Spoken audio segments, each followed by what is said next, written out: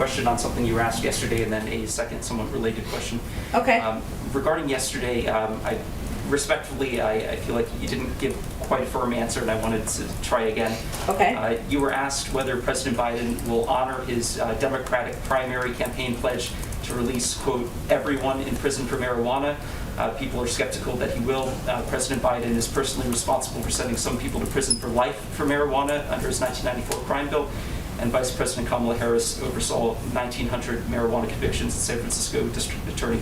So will President Biden honor his commitment to release everyone in prison for marijuana? Well, I think what I did yesterday is reiterated what his position on marijuana was, decriminalizing, rescheduling, and certainly legalizing medical marijuana.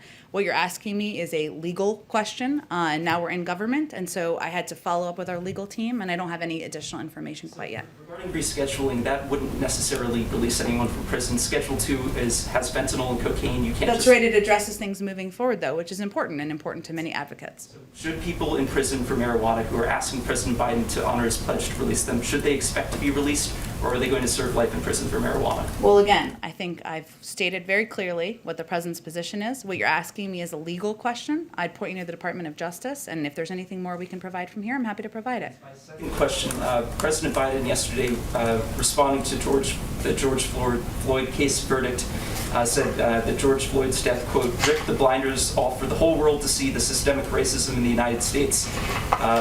But he's an architect of multiple federal laws in the 1980s and 90s that disproportionately jailed black people and contributed to what many people see as systemic racism.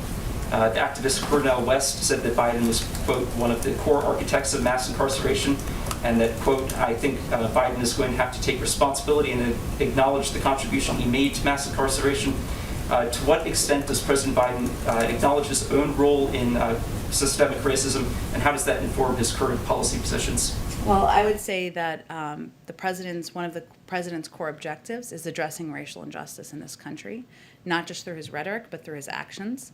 And what anyone should look to is his advocacy for passing the George Floyd Justice and Policing Act, for nominating leaders to the Department of Justice to address long outdated policies, and to ask his leadership team here in the White House to prioritize these issues in his presidency, which is current and today and not from 30 years ago. Does he believe it's important to accept his own culpability? I think I've answered your question.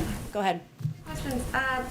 And you kind of touched on the first one, but Vladimir Putin today criticized the West by saying that all provocateurs will regret it more than ever. He compared European countries with jackals who, quote unquote, howl to their shirkan, but did not name specific names or countries. Does the U.S. take it personally?